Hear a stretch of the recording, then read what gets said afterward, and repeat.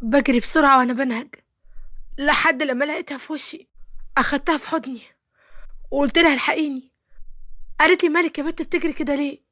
قلت لها بجري من أبويا، لو شافني هيقتلني. أبويا لو مسكني هيقتلني دلوقتي. قالت لي طب اهدي اهدي، ايه اللي انت بتقوليه ده؟ يقتلك ايه بس؟ ده انت بنته، ازاي بس يخلص عليكي؟ قولي لي ايه اللي حصل.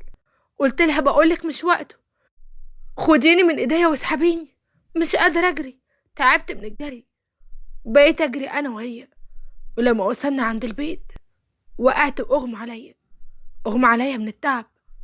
ولما فقت لقيتها طلعتني البيت، ولقيتها جنبي وبتقولي مالك. قلت لها شفت كل حاجة، شفت ابويا، شفت ابويا واللي بيعمله.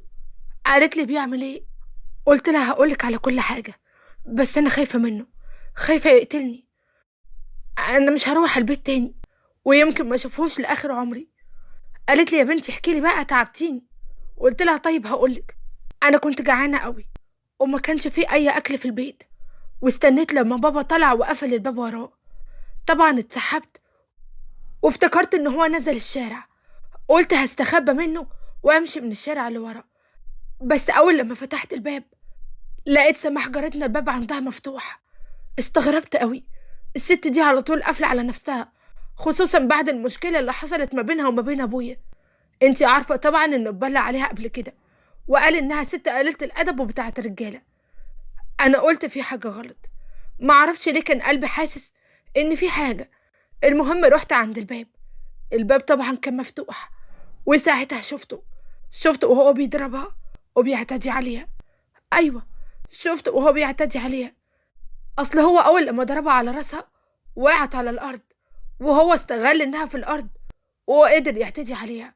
ما عرفتش تقاومه لانها كانت بتنزف. المشهد كان صعب قوي، والمشكله ان هو شافني.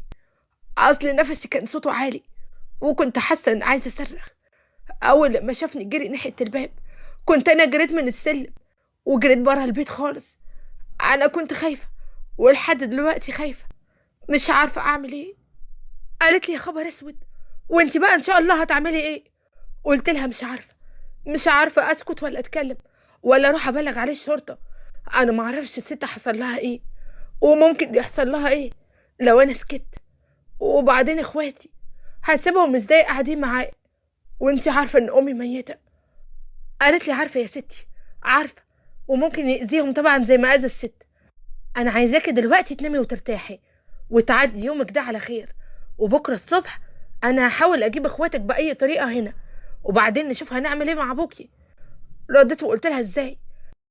هتنزليهم ازاي من البيت؟ انتي عارفه ان هما ما بيخرجوش، وابويا قاعد في البيت لا شغل ولا مشغله. قالت لي صحيح، هو ابوكي كان بيصرف عليكم منين؟ انا عارفه ان هو ما بيشتغلش، ده انا عمري ما شفته في حته، ده دايما لازق في البيت. قلت لها هقول لك يا ستي بيصرف منين. انا في مره كنت قاعده وسمعت دوشه بره، واللي عرفت ان 2 بلطجيه خبطوا على الباب وبابا فتح لهم وفضلوا يتكلموا معاه. واللي فهمته من كلامهم ان هما ال3 كل اسبوع بيقعدوا في منطقه مقطوعه وبيستنوا اي عربيه تعدي، وبيتهجموا على اصحاب العربيه ويثبتوهم وياخدوا كل اللي معاهم.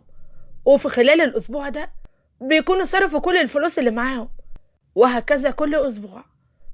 قالت لي يعني ابوكي معتدي وبلطجي وحرامي وبياكلكم من فلوس حرام؟ هو ناقص ايه تاني يعملها؟ ده عدى ابو لهب بمراحل. قلت لها مش وقته وزاره الله لا يسيئك. قالت لي طب وبعدين هنعمل ايه؟ الباب خبط ومامتها دخلت، ولقيت مامتها بتبص لي من فوق لتحت، وكانت عماله تنفخ وشكلها مش طيقاني. ونادت على جنى صاحبتي وفضلت تتكلم معاها بصوت واطي. عرفت انها مش طيقاني وعايزاني امشي. واول لما طلعت من الاوضه قلت لجنى انا عارفه ان مامتك مش طيقاني، بس معلش خليها تستحملني النهارده بالذات، مش هينفع اترمي في الشارع، انتي عارفه الناس ممكن تعمل فيا ايه.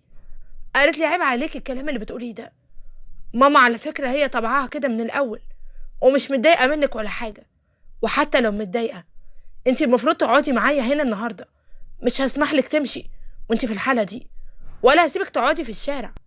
معلش استحمليها. قلت لها ماشي، ما انا مكتوب عليا استحمل كل حاجه. قالت لي انا عايزاك النهارده تنامي عشان بكره عندنا يوم طويل، هنفكر فيها هنعمل ايه بالظبط.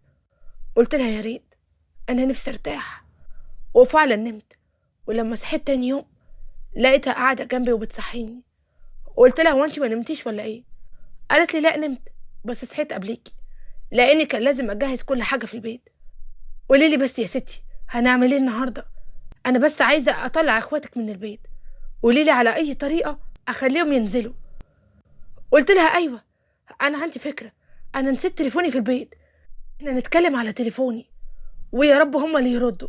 يا ريت يكونوا خبوه منه وما يكونش اخده، ده ممكن ياخده يبيعه. ردت وقالت ان شاء الله لا، مش هيكون اخد ولا حاجه. وفعلا اتصلت وردت عليها اختي الصغيره. اخدت من جنى التليفون وكلمت نسمه اختي الصغيره، وقلت لها بصي يا نسمه، تاخدي اختك وتنزلي بيها من على السلم وانا هستناكوا على اول الشارع. قالت لي بس يا قبل ما بعرفش امشي، انت كنت فين امبارح؟ قلت لها ملوش لزوم الكلام دلوقتي، عشان بابا لو شافك ممكن يأذيكي. انت عايزاه يأذيكي ولا يأذيني انا كمان؟ قالت لي طب اعمل ايه؟ قولي لي بس وانا هسمع كلامك. قلت لها تفتحي الباب وتاخدي اختك وتنزلي، وهستناكوا على اول الشارع، فهمتي ولا لا؟ قالت لي فهمت، بس امتى اعمل كده؟ قلت لها قولي لي الاول هو بابا فين؟ قالت لي بابا كان متنرفز جدا امبارح وكان متعصب. قلت له عايزه اشرب، مرضيش يديني ميه، وفضلت انا واختي محبوسين في الاوضه، وهو فضل يزعق لحد لما تعب ونام، ومعرفش هو فين دلوقتي. قلت لها ادخلي الاوضه شوفيه. دخلت الاوضه ولقيته نايم. ردت عليا وقالت لي نايم يا ابله. قلت لها طيب اجري بسرعه وانزلي من البيت. وفعلا سمعت كلامي وقابلتها على اول الشارع، واخدتهم واديتهم عند جنى، وقلت لها تخليهم عندها وتسيبهم لحد ما احل المشكله دي واشوف انا هعمل ايه. وهي طبعا وافقت لانها حبيبتي وصاحبتي وعشرة عمري. وفضلنا نفكر انا وهي لحد لما سمعنا صريخ في الشارع. نزلت انا وهي عشان نعرف فيه ايه، وساعتها عرفنا خبر وفاة الست جارتنا الست سماح. طبعا انا كنت عارفه ان ابويا اللي عمل كده، واللي عرفته ان الشرطه لما حققت ما عرفوش يمسكوا عليه اي حاجه، وطبعا ما قبضوش عليه. ساعتها النار غلت في قلبي وقلت لها هنعمل ايه؟ هنعمل ايه يا جنة دلوقتي؟ قالت لي مش عارفه، ازاي بس ما يقدروش يمسكوا حاجه عليه؟ ده ابوكي بلطجي وباين عليه البلطجه، ازاي ما قدروش يمسكوه؟ قلت لها مش عارفه يا ست، المهم ان انا شفت الجريمه دي بعناية ولازم اقول الحقيقه.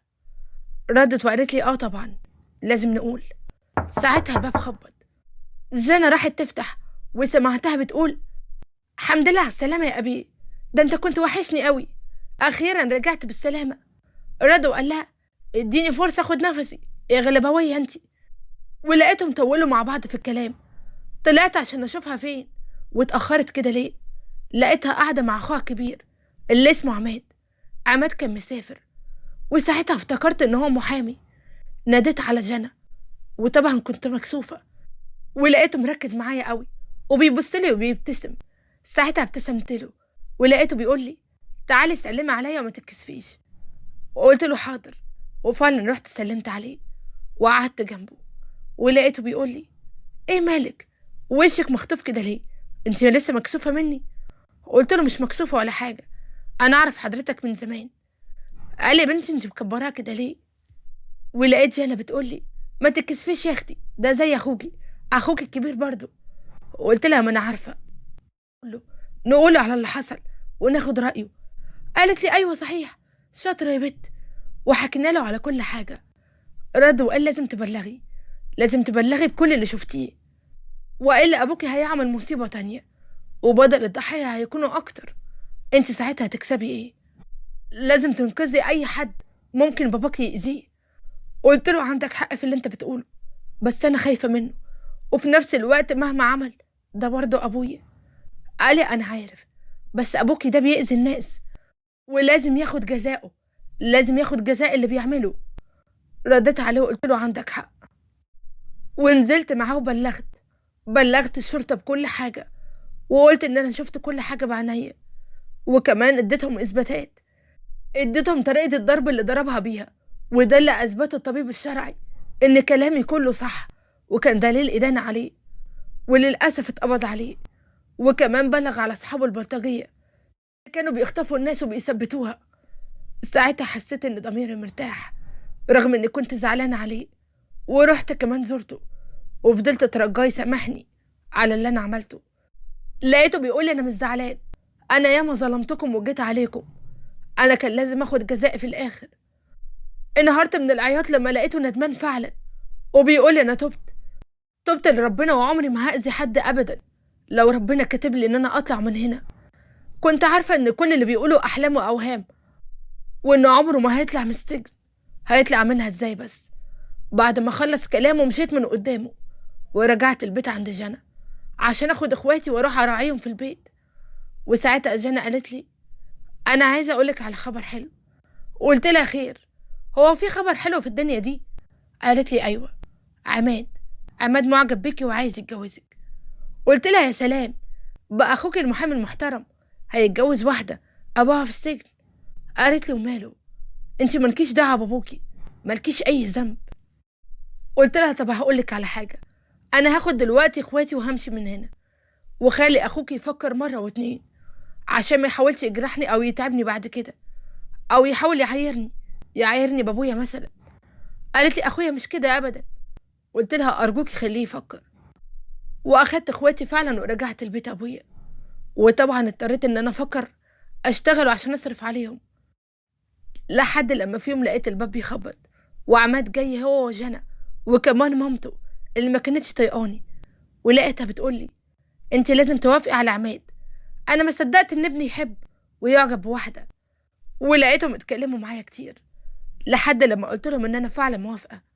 اصل عماد عريس لقطه، مؤدب ومحترم وفيه كل الصفات الكويسه، وكفايه ان هو راجل وما تخلاش عني ابدا. ودلوقتي انا عايزه اسمع رايكم، هو انا اللي عملته ده صح لما بلغت وقلت الحق، ولا كنت اسكت احسن؟ انا برضو عايزه اسمع رايكم في اللي عملته. يا ترى كده ما احسش بالذنب ناحيه ابويا، ولا خلاص انسى كل حاجه؟ لو عجبتكم القصه ما تنسوش تضغطوا لايك وتشتركوا في القناه وتفعلوا زر الجرس عشان يوصل لكم اشعار بكل القصص الجديده.